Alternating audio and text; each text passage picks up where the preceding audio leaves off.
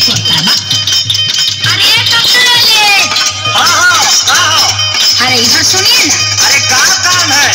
अरे जोतने के लिए बुला रहे हैं। हाँ तो जोत देंगे। अरे आइएगा तब ना।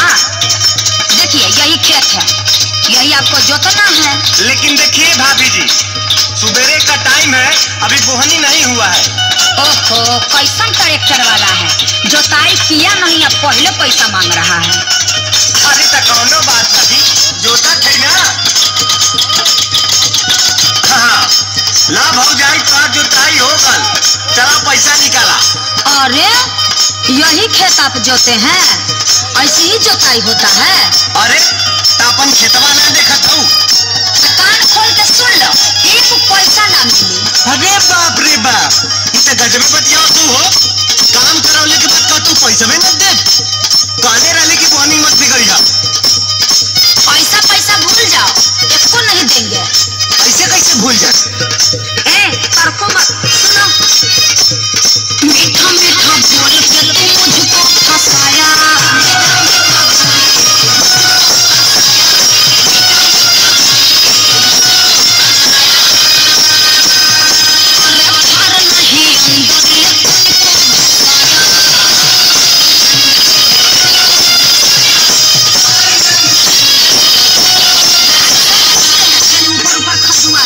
हमारी ट्रैक्टर गरम हो गल, तुम्हारा भी ले खजुआते हैं। मीठा मीठा बोल के तू मुझको फंसाया, और नहीं अंदर अपन को धसाया, खेत मेरा जोता है पैसा,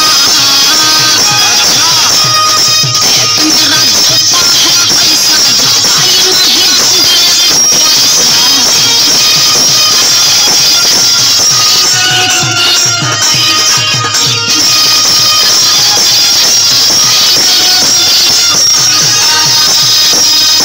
गजबे बतियावत हो करवा के। आज जब काम निकल गल तो गुंडई करत हो।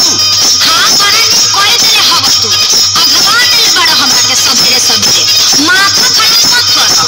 इधर सुना, कि हम खेत जोते आज लिया कबारे ना सुना है। हाँ सुनाओ। मैंने सफाई लिया नहीं